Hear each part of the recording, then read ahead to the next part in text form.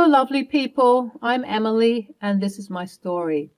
I know you have heard a lot about awful mothers-in-law. However, my story is a little different. My story is going to give you hope that good mothers-in-law do exist in the world. While I was not so lucky to have a good husband, I did get an awesome mother-in-law. It was 3 years ago that I married my husband.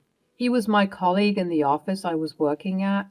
Carl, my husband, has a pretty charismatic personality. Naturally, people are drawn to his charm and like him immediately. I was one of those unfortunate people who fell for his charms. Back then, I was naive and was easily influenced by his sweet talking. I was fresh out of a bad relationship, and being with Carl made me happy. He was a great guy and had a good reputation in his office. Sure, he was a little flirty, but it wasn't overwhelming at all. People around him always described him as a good guy.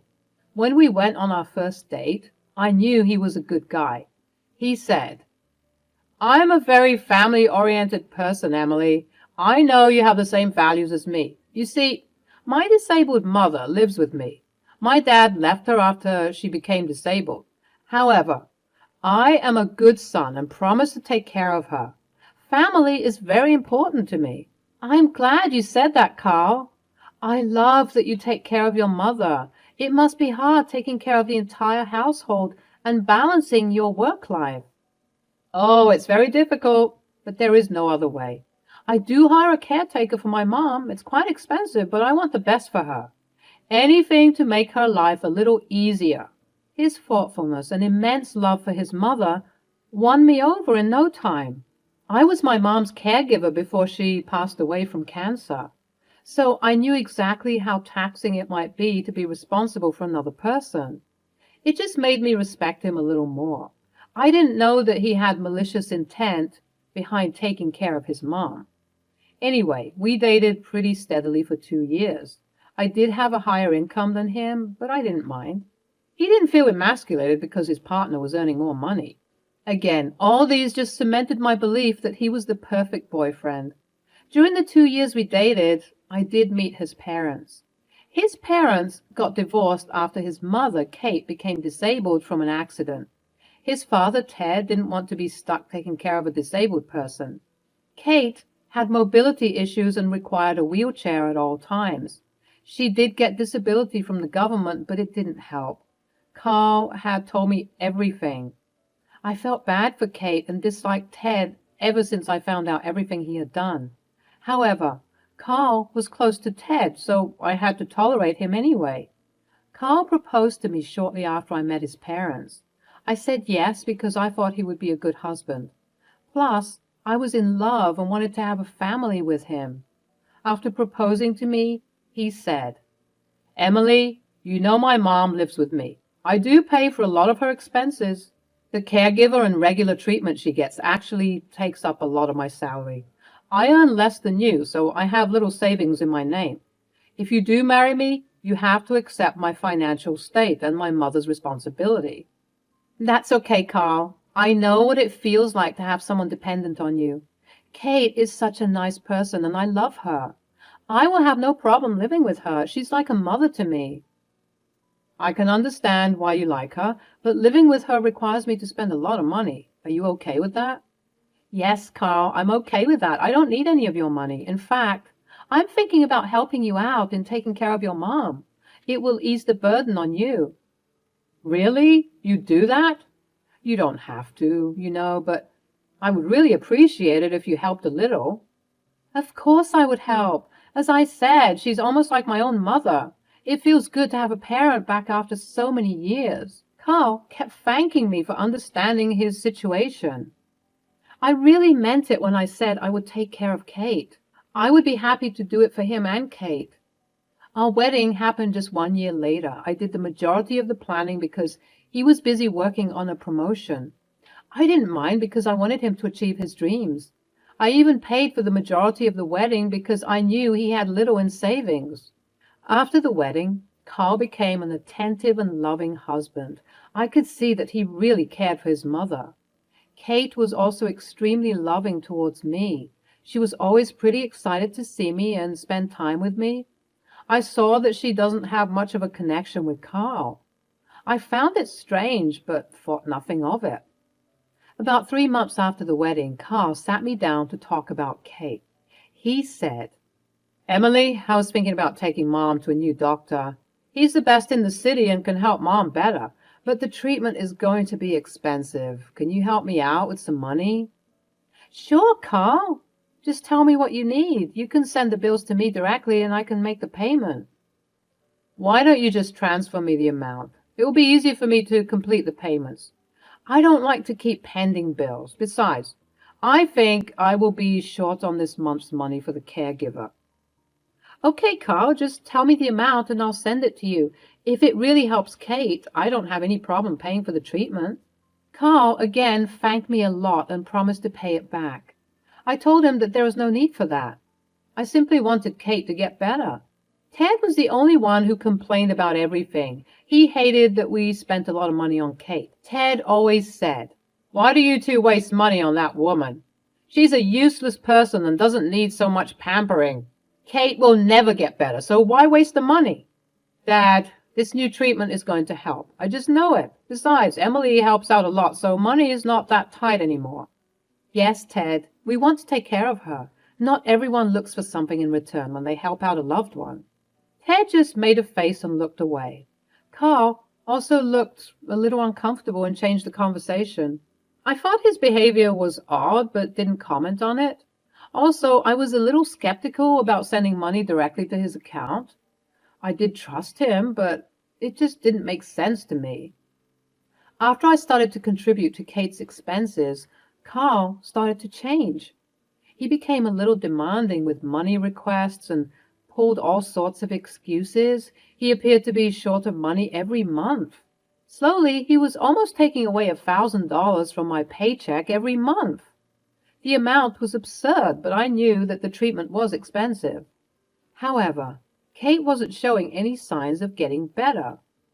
Carl was also paying less attention to me.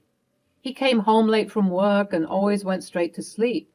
Helping with housework was out of the question. When I asked him about his behavior, he said, "I'm working hard for a promotion, Emily. You see how long I stay in the office? I need a break. You don't have anything to do in the house, so might as well do the chores. You come back home earlier than me anyway." "But I have to take care of Kate now. You refuse to hire a caregiver in the evening. I am the one who looks after your mom now. I'm struggling with all the work, Carl. You need to do better." "You knew what you were getting into. I remember telling you everything. You agreed to help out with Mom. There is no reason why you are complaining now." "I can take care of your mom, Carl, but I can't be the only one who does everything. She is your mom. You need to step up too." "I have been taking care of her for so long. I need a break. Since you like her so much, you can deal with her. Now leave me alone." With that, he stormed off to his game room. I was stunned by what he said. It was like he was a completely different person. That night, I cried a lot after he went to sleep. I was feeling overwhelmed, and he wasn't helping at all. I blamed his work for making him this way. The new project was taxing, and I knew that he was working with a lot of new hires. One of these new hires was Cherry. She's equally popular in our office as Carl. They seem to have hit it off immediately. I was slightly uncomfortable with their closeness, but I trusted my husband. I knew it was normal for him to be a little flirty, but I always thought he wasn't going to cheat. I was so wrong when I found out the truth. One day, when I was back from work, Carl sat me down and told me that he had planned a vacation. I was thrilled until he told me more. "Emily, I planned this vacation with a lot of effort. I have been preparing everything for days. But we are not going on this trip together. I'm actually taking my friends with me. It will be a small get-together with my bros. We're not taking our spouses." "Wait, what? It's been 2 years since we went somewhere or even had a picnic. You were planning a vacation and not even taking me with you? How is this fair? Where are you even getting that money?" "Calm down, Emily. It's been a while since I have been out with the boys. Besides, it's not your concern where the money comes from." "Carl, Emily has been looking forward to the trip. You haven't been anywhere since your honeymoon. Can't you reconsider a little?" "Don't butt into our conversation, Mom. With your treatment, I have hardly any money to go anywhere. But I do give you my disability benefits, plus I gave you my inheritance money. You have been giving Carl your disability grants? I didn't know about this. Shut up, Emily. You don't have to know everything. This is between me and Mom. I was so angry that I couldn't think straight. First, he tells me he's leaving me home and going on a vacation with his friends. Then, I come to know that he's taking money from Kate. My head is spinning. However, I didn't know what to say. I was already pretty pissed at how he was treating me at home. Just before he left for the trip, he gave me even worse news. He said, Mom's caregiver won't be coming again. I've let her go. She was charging too much. I can't pay for that anymore. From now on, you will be taking care of her. In the morning, she can manage on her own. You just decided that without consulting me? Why do you think I will do as you say? Kate cannot be alone in the morning. This is ridiculous. I'm already paying so much money. Now you want me to take care of Kate completely? I'm not qualified to do so. Look, I don't care how you manage. You already said she's like your mother. I'm tired of her now. You can have her. She's just draining me financially. Mom is pretty useless anyway. Don't talk about her that way. She's your mom. Why are you acting so weird? You don't even spend time with me anymore. I don't understand this. You have changed, Carl. Carl wouldn't talk to me anymore. He just left the house and didn't return till late at night. I stayed up for him and waited. However, he just got home and went straight to bed. Kate heard our entire conversation and was pretty hurt. She also apologized for being a burden on me. I told her that she's not a burden. After a couple of days, everything was back to normal at home. Taking care of Kate was hard, but I was managing. I even shifted to work from home to help Kate out. However, things between me and Carl were still tense. The day before his trip, I had to go to the office to submit a file in person. I met Cherry on the way. She smirked at me and said, Hey, Emily, I heard you're back at home taking care of your mother-in-law. What a shame. The weather's great and it will be a nice trip to the beach. Good thing my weekends involve more than babysitting a disabled lady. What do you mean, Cherry? And don't talk about Kate that way. Well, whatever. See you around, Emily. Carl and I are pretty busy these days. You don't need to wait for him. I'll tell you said hi. Bye. I didn't like the way Cherry spoke to me. My senses were immediately on alert. Her words also caught in my head. I knew something was going on between them. I went home without seeing Carl. I didn't feel like seeing his face. When he came home that night, he seemed excessively giddy. The vacation was really making him very happy. Cherry's words kept playing in my head, so I decided to snoop a little. What I found on his phone stunned me. He and Cherry were the ones going for the seaside vacation. There was no plan with his guy friends. It was a getaway with his mistress. I scrolled through the messages and found that he had been cheating on me with Cherry for 6 months. He even sent her money and bought her gifts with the money I was giving him. I was crushed. I didn't want to believe it. I quickly shut the phone so that Carl wouldn't find out. After Carl left the next day, I let my emotions get the best of me. I cried the entire day and kept thinking about my life. I made the mistake of marrying a cheater. All this time, I was hoping Carl would go back to his loving self. He was just turning out to be even worse. He was off on a romantic vacation with his mistress while I looked after his mother. Kate found me upset and crying in my bedroom. She sat me down and told me to talk to her. I said, Carl is cheating on me, Kate. He left to have a vacation with his mistress. I found out yesterday. I don't know what to do. I didn't stop him because it was useless. He had already been with her. I don't want to see his face again. Oh, my God, Emily, I'm so sorry. I can't believe he did this. This is not how I raised my son. Day by day, he's turning into his father. You need to do something, Emily. What will I do, Kate? You know I've been giving him money for your treatment. Turns out he was spending that on his mistress. I feel humiliated. You were sending him money? Why would you do that, Emily? I didn't start any new treatment. In fact, He didn't take me to a doctor for an entire year. When we go out, he simply drives around and goes to a restaurant. He eats out with his friends and leaves me in the car. What? So he hasn't been helping you at all? No, Emily, he just wants to take my money and spend it on himself.